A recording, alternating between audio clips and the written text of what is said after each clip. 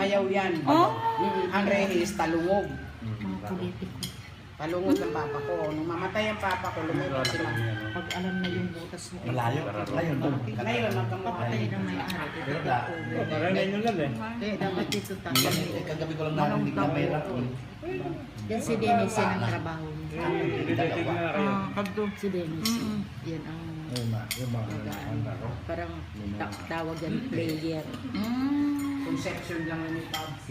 Pag natulog mo yung mga malalaking bahay natin dito. May relationship daw. Nakikita niyo sa may labasan, sa machine, may malaking bahay yan. Ginto yan. Kita mo yan, standby lang. Naka ano siya talaga pure. Kilo talaga. High grade.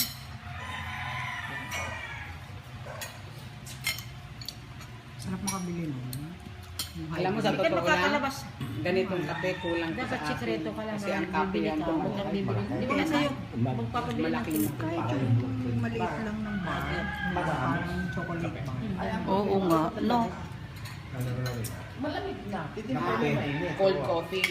Tinintay niya, marami. Lalagyan ng yelo. Tapos iwanan dyan, babalikan niya, pwede nang mag-yelo. Matagal na, magtitimplayan siya alas 5. Baka may noon mga 6:30. Wala na Bakit ganun? Bakit ganun? Ayaw niya mainit. Ayaw niya.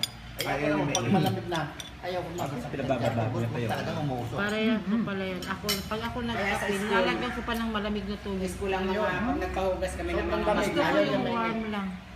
mag na ganito. Ibang kape. Iiwan ka dyan. Ang sarap ng kape sa Babalikan init. niya. May coffee mug na ganito kalaki lang. Ang Yung baso mo, coffee yelo mug na. ko, mataas pa ng konti dyan. Sabi nila, pero ang mataas dyan, Ate G. Ako naman pag nagkape, galing na sa termo, di mainit. Paiinitin ko ulit. Sus, Mariosa. Yan, kumukulo. Akala ko umuusok. Gusto niya Oo, umuusok. oo, Masama daw yan. Parang nasisira din yung lalamunan natin sa kadila. Hindi, ano yung mula. Kaya lang masarap talaga pag hot coffee. Ayaw mo ng ganyan. Gusto niya yung sarili sa kanya iinom. Ay, hindi pwede.